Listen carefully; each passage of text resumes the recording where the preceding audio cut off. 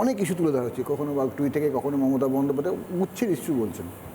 কিন্তু যারা আপনাদের ভালোবাসে সেরকম লোকেরা, যেখানে আমরা চায়ের দোকানে যাই বা যেখানে যাই, তারা বলছে কি এর একটা দুটো ইস্যু পেলেই মমতা বন্দ্যোপাধ্যায় যদি বিরোধী দলনেতা হতো, যা করে দেখাতো সেটা বিজেপি করতে পারে না, বিজেপি করেনি এবং বিজেপির ক্ষমতাও নেই।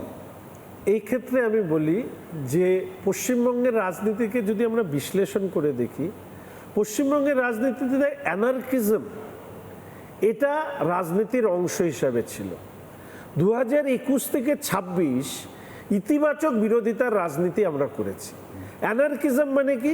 বাস জ্বালিয়ে দাও, জাতীয় সড়ক অবরোধ করে বসে থাকো, এটা হচ্ছে অ্যানার্কিজমের রাজনীতি।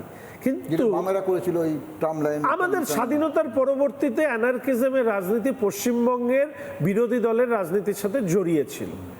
2021 থেকে 26-এ প্রেক্ষাপট পরিবর্তনের রাজনীতি হয়েছে। সেখানে বিরোধিতা থাকবে, কিন্তু সেই বিরোধিতা কখনোই অ্যানার্কিজমের পথে, কি বলে মানে বাংলায় যেটাকে বলে অরাজকতার পথে যদি আমরা না নিয়ে যাই, তাহলে সেই রাজনীতি কতটা গ্রহণীয় হতে পারে। মানে আপনারা বিরোধিতা করলেন, রাস্তায় নামলেন, কিন্তু গাড়ির ওপর উঠে তাণ্ডব নৃত্য করলেন না। একদম না। সরকারি বাস ভাঙচুর করলেন না।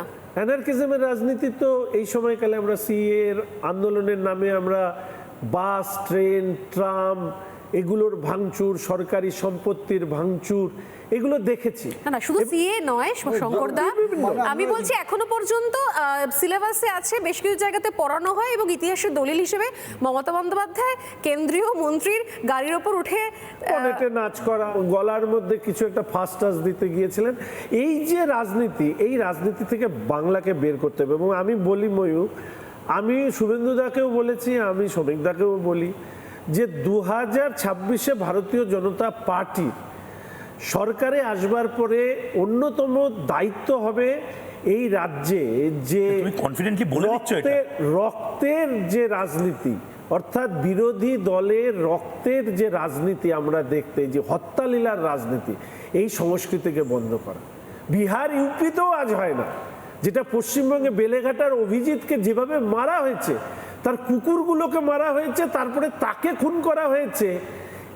এই যে ক্ষমাহীন অপরাধ তৃণমূল কংগ্রেস করেছে, এর পরিবর্তন করা দরকার। আমি বলবো যে ভারতীয় জনতা পার্টির সরকারে আসলেও অন্তত আমি ব্যক্তি শঙ্কর হিসাবে কখনোই চাইব না আমি আইনের শাসন প্রতিষ্ঠা হোক, শাসকের আইন নয়, এবং তার সাথে সাথে বিরোধী রাজনীতি করবার স্পেস পশ্চিমবঙ্গে যাতে থাকে সেটাকে নিশ্চিত করা।